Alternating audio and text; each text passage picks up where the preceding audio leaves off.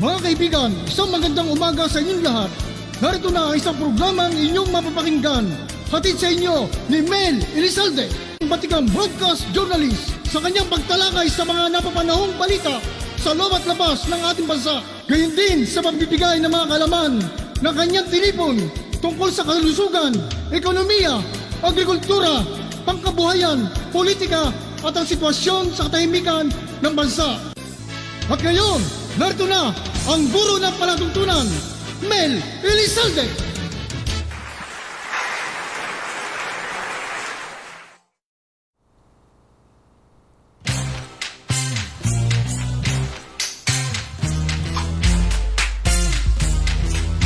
Sound.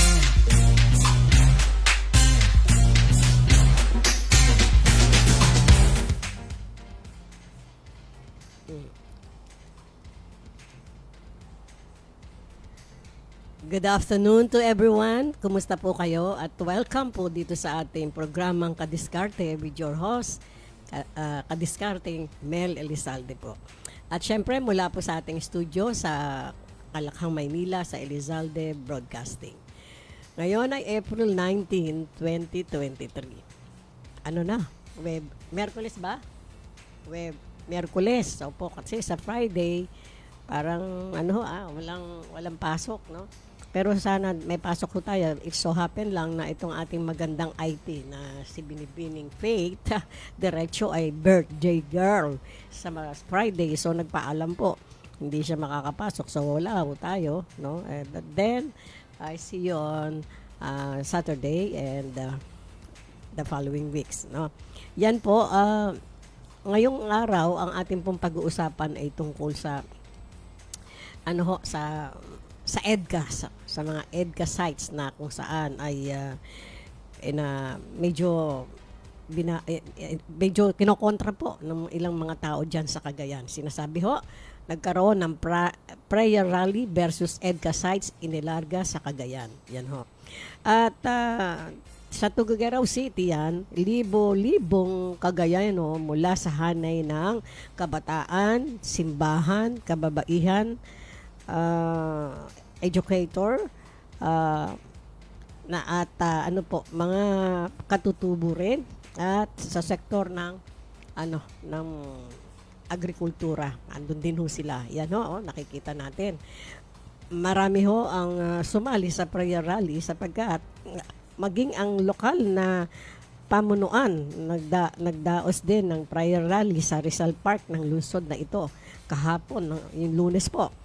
Pagpapakita po ng matinding pagtutol kaugnay sa pagtatayo ng dalawang sites ng EDCA. Alam niyo, EDCA, Enhanced Defense Cooperation Agreement, no? Sa pagitan ng Estados Unidos at ng ating bansang Pilipinas sa lalawigan.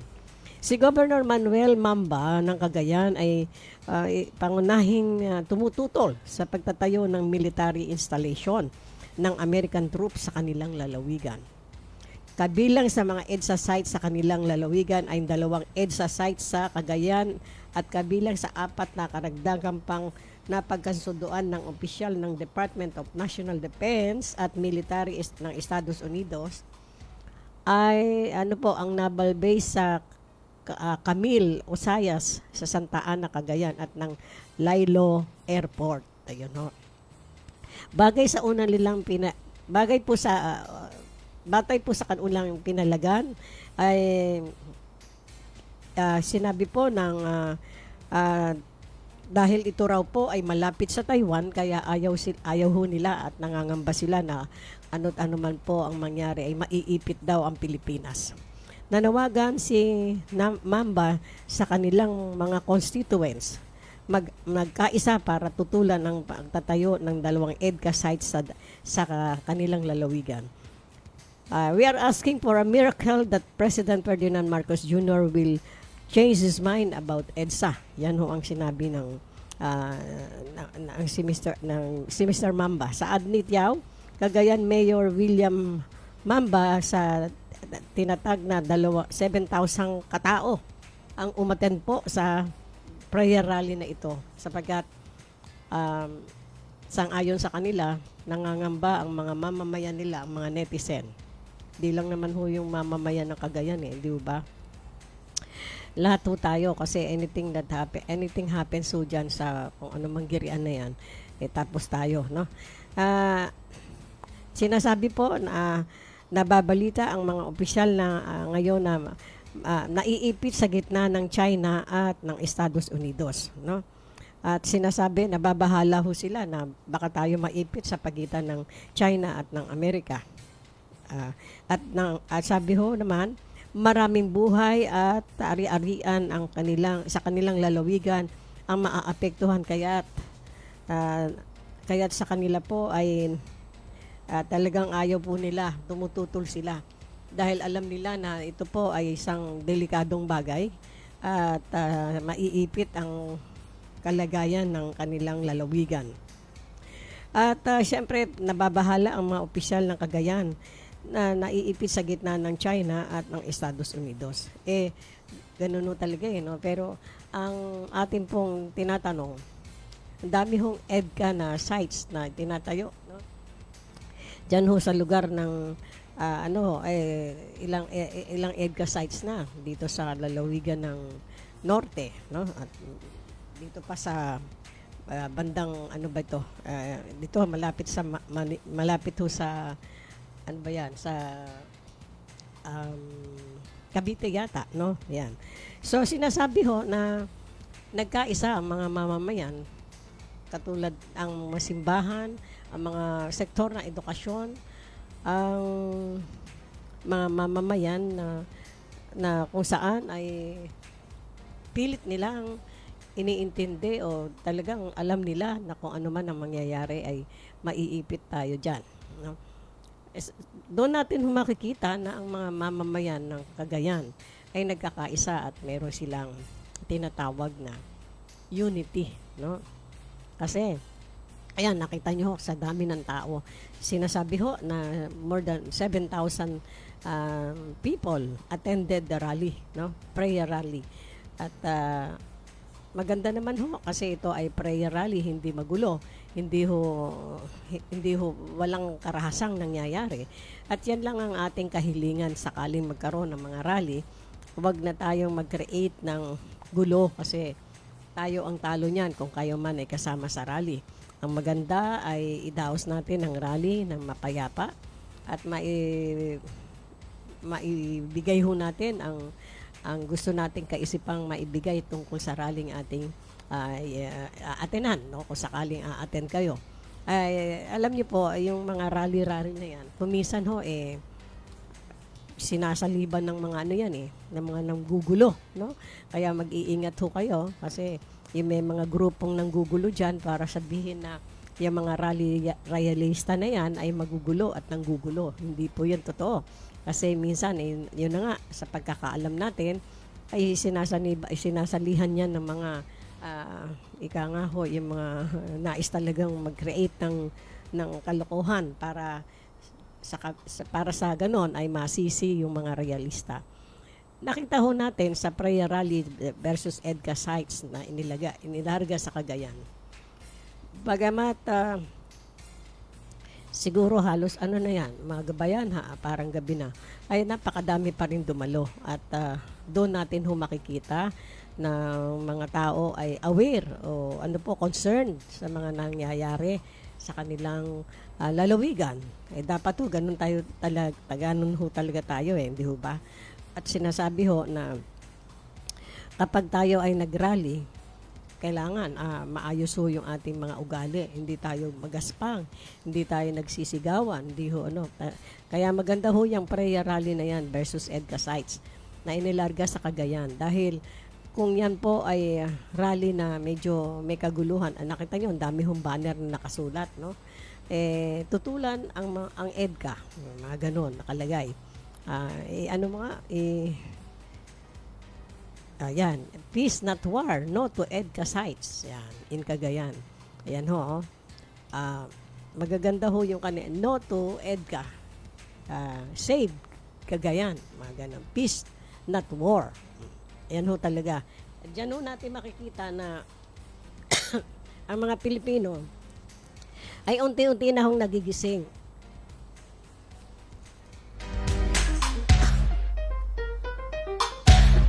Excuse me.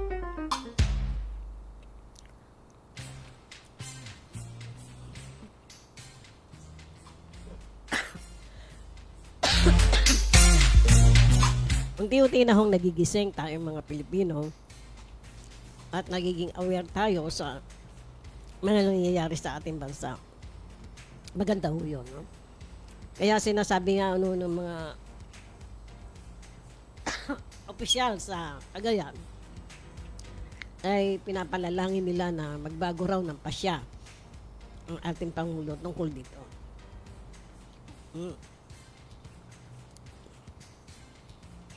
Maganda ho yung panalangin na yun, pero parang imposible ho yata, no? Kasi sa mga pangyayari nakikita natin, lalong dumadami pa nga yung mga EDCA sites, no? Ayan, sa Cagayan, malapit daw ho sa Taiwan yan. Kaya nababahala ang mga Cagayano na kasi sila ay maiipit sa kung ano mang mangyayari sa kung ano mang pangyayari. Pag nangyari ho ang hindi magandang pangyayari, alam nyo naman, nagigirian na, no? At isa po ito sa ating mga problema. Dami natin ng problema di ba? Sa kabuuan, ang problema ng ating bansa ay mga pagkain. Kulang ho sa tayo, ang mamahal ng ating mga pagkain. Dumadagsa ang ating mga puslit na mga produkto katulad na asukal, pati asin, no? Mga sibuyas. Kaya yun ating pong mga produkto na bunga ng pagsisikap ng ating mga magsasaka ay talagang nadudugi na. Nakita niyo po yung mga news natin ng mga nakaraang araw. Ay nakita rin ho natin na ang mga kamatis ay talaga namang nagkabulukan lang. At hindi nabili dahil sa dami. At tapos ang nabibili yung mga imported na malalaki, no? Tapos nagkamahalan ho ang kamatis. Hanggang ngayon, mahal ang kamatis. Ang kamatis ngayon, medyo mura-mura na. Pero ang sibuyas ay ganun pa rin. Pero may nakikita po akong mga sibuyas na malalaki dyan sa pamilihan. Dyan sa Quiapo. Malalaki ho yung mga sibuyas nila. And I think, hindi ho natin sibuyas yun no? Kasi mga sibuyas natin yung maliliit na matatapang ang amoy, no? Na talagang pag biniyak mo talagang mapapaiyak ka. Ngayon, pag biniyak mo yung sibuyas, mapapaiyak ka sa mahal. Ayan ang talagang katotohanan. Hanggang ngayon hindi pa bumababa mataas pa rin ang presyo ng sibuyas. Pero yung kamatis, medyo meron ka ng 20 pesos na mabibili dyan. Ngayon, sibuyas, may 20 pero 3 piraso yata Parang gano'n. Nakikita ko pag ako yung naglalakad-lakad dyan sa Quiapo. Sa dami ng ating mga problema sa bansa, maalinsabay pa ho itong sa EDCA sites na ikinababahala ng maraming Pilipino at hindi lang yung ordinaryong Pilipino kundi yung mga matataas na opisyal sa iba't ibang local government katulad dyan sa Cagayan. At least nakakapag-voice out sila ng kanilang sentimiento sa mapayapang paraan. Ganun ho talaga hindi ho ba? Kahit na nakatayo na dyan o itinatayo na, sige pa rin ang protesta.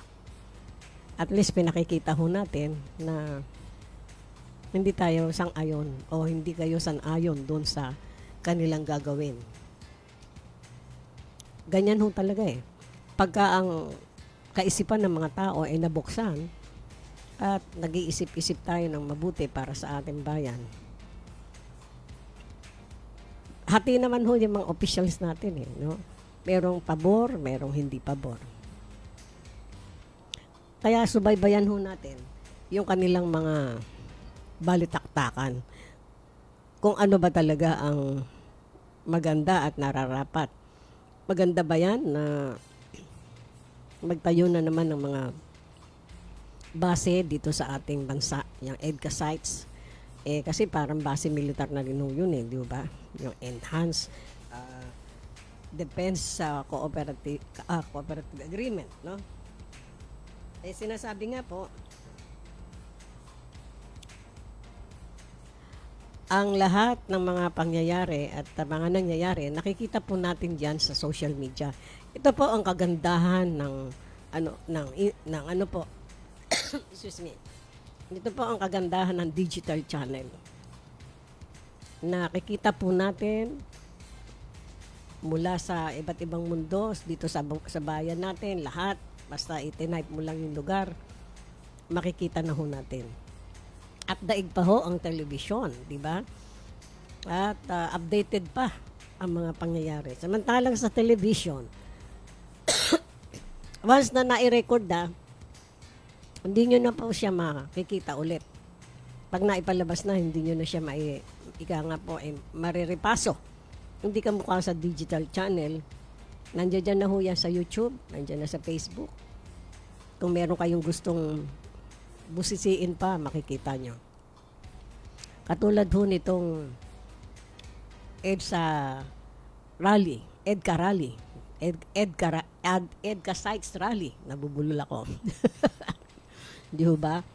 Na kung saan pinakikita ang ating mga mamamayan na talagang sila ay ayaw nila. Tutol sila sa mga ganitong hakbang ng ating pamahalaan. Pero sabi nga po nung mataas na opisyal, let us all pray na magbago raw ang isip ng ating Presidente Bongbong Marcos Jr. Parang imposible ho yata yun, no? Kasi alam natin, siguro marami siyang kadahilanan kung bakit niya pinayagan niyang EDCA sites na yan. At marami ho, mga haka-haka ng mga nasa media practitioner na maraming nagsasabi bakit pinayagan ng ating presidente. Pero syempre, wala tayong katunayan kaya hindi natin ho masasabi yun sa publiko. At any rate, kung naman yung ultimate goal ng EDCA sites na yan ay sana ay makabuti at hindi makasama sa ating pong bansa. Kasi pag makasama yan, hindi na ho natin mababawi. For the meantime, I'd like to say thank you for Mr. Rodolfo Santo Domingo is watching. Thank you, Rudy, at wala pang nangyayari sa ating mga transaksyon. Thank you for watching. Ayan po. Isa ho sa mga sabi niya, watching you now, Tita Mel, God bless po. You too. God bless also. Thank you very much, Rudy. Ang kaibigan nating isang Vatican na licensed broker at the same time, ano po yan, CPA. Magaling. Pero napaka-humble na tao. Yan po ang mga sinasabi natin.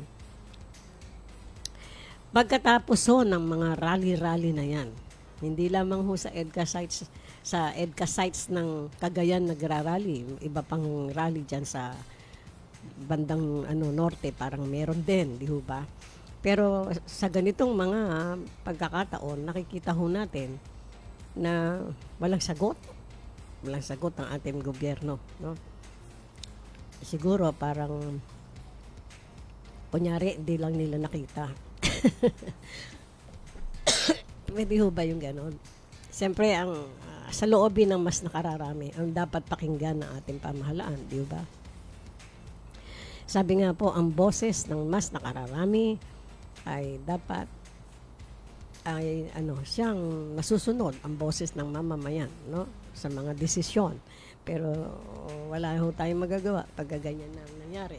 At any rate, ipagdasal nga natin na anything happens dyan sa mga EDCA sites na yan na maka-apekto sa ating bansa. Wag naman ho maging sanhi ito ng giyera mundial. Kasi sabi nga ho nila, yung mga giyera ngayon, pag natuloy-tuloy ang giyera na yan, Third World War na yan, wala na hong bala-bala yan eh. Missile na lang yan. Ano bang tawag doon? Makapaamuyin na lang tayo ng mga paliparan ng mga missiles o whatever. Tapos, mamatay na lahat ng mga tao. Hindi ba ho nila pagsisisihan yun? Hindi lamang po ang bansa natin ang mapapahama, kundi siyempre, ang bansa nila, papayag ho ba yung mga mag-aaway-aaway na yan na hindi rin sila maapektuhan. Kaya yung mga leaders ho ng ating daigdig, ng iba't ibang leaders ng ibang bansa, ay dapat isasama ho natin sila sa ating panalangin na sana po ay gabayan sila ng tamang desisyon para sa katahimikan ng mundo. Kasi anything happens dito sa mundo, sino ba maapektuhan? Tayo na nakatira dito. Kahit anong ganda ng tahanan mo, kahit anong ganda ng iyong mga pag-aari. Sabi ho ni Mr. Rodolfo Santo Domingo, we Filipinos wanted peace, but when you have been bullying by others, you need to defend your dignity. Exactly, tama po yun. Pagka binubuli na tayo, di ba? Parang didependa natin ang ating unity. Pero naalala ko po yung sinabi ng ating former President Rodrigo Roa Duterte. Bakit? Meron ba tayong kakayahan? Kaya nyo ba ang China? Kaya nyo bang lumaban sa China? Ganun ho siya magsalita, hindi ba? Naalala nyo ba yung salita niya na yun? Wala tayong kakayahan, kaya na lang tayo sa kanila, peace, no? Kaya nga patuloy yun ho tayong binubuli ng China. Nakita nyo yung mga pinaggagawa ho nila dyan sa West Philippine Sea. Yung latest nila, yung ating mga mangingisda dyan ay inanuho nila, binato ba yun? Tinira nila ng laser, no? Kung kaya't naging sanhi ng pasamantalang pagkabulag ng mga ng mga fisherman, no? Hindi ba yun ay pambubuli? At ano pa ang ginawa nila? Itinataboy nila ating mga mangingisda samantalang sa atin po yung lugar na yon. At sa katotohanan ay nanalo na ho tayo sa sa international court na yan, hindi ho ba? Bakit hindi ho ma-implement? Yan ang tanong. Dahil isinasabi ng China na talagang sa kanila yan. May mga history pa silang sinasabi. No? Alam nyo, pag sa agawan ho ng property, talagang magkakapatayan. No? Minsan yung mga magkakamag-anak, magkakapatid, magpapatayan. Yan po ho kayang bansa sa bansa. Talagang pag hindi ho naglinaw ng kanilang mga isipan yan, ang mangyayari ho, hindi lang sila ang masasaktan, kundi ang buong mamamayan nila. Ganon din tayo, di ba? Kasi pag oras na pumutok ang gera dyan, sino mapeperwisyo? Pare-pareho tayo, di ba? O masabihin, ganda ng bahay ko nasa akin na lahat. Okay, nasa iyo na nga lahat. Pero ano nangyari sa ating bayan? Walang iniwan ho dyan sa yung mga mamamayan nating ubod ng yaman na nagyayabang sila na kanilang mga pag-aari ay ganito, ganyan. Alam nyo, ano lang ho yan panglupa lang ho yan. Pero pag namatay ang tao, wala, hindi nyo ho madadala yan kahit na isang kusing sa inyong libingan. Sabi nga po, pag namatay ang tao, nakapaapa nga no? Pagka nakalagay na siya sa ataol. Have you noticed that? Ako kasi pag uma-attend po ng burial ng mga kamag-anak o kaibigan, tumitingin ako doon sa namatay at sinisilip ko, napansin ko ho na lahat ng namatay, hindi nila nilalagyan ng sapatos. Nakapaa, no? Walang sapatos. I don't know kung ano ibig sabihin nun. Kaya sabi nga ho natin na mga material na bagay na ating iniipon at pinagpupunyagian ay maiiwan nating lahat yan. Kaya huwag ho kayo masyadong tutok sa mga material na bagay. Pero ang sinasabi nga po natin, ang pagtulong sa kapwa, hindi lamang ho sa pamamagitan ng pera, sa impormasyon, di ba? Naniniwala po ako na ang pagtulong sa kapwa ay hindi lamang sa pamamagitan ng pera. Kahit wala kang pera, kung ang iyong kaalaman ay binabahagi mo sa mga mamamayan, sa iyong mga constituents, o sa iyong mga kabaro, o sa iyong mga kasama, ay maganda ho yun. No? Sapagkat ang mga impormasyong alam mo ay na hindi nila alam, magkapalitan tayo, di ba? Yan ay malaking tulong sa bawat isa. Kaya maganda ho yun na hindi tayo madamot sa mga impormasyon na ating alam. Ipaalam natin sa ating mga kababayan. Lalo na yung walang talagang alam. Pwede nating ipaliwanag sa kanila kung bakit. Yan ho ang ating katungkulan bawat isang mamamayan, I believe na meron po tayong katungkulan. Ano yun? Ang tumulong sa ating kapwa. Maging sa impormasyon man lamang kung wala tayong pera. Di ba? Wag ho tayo madamot. Kasi wala namang mangyayari dyan. Ikaw damot-damot ka eh. Di ba?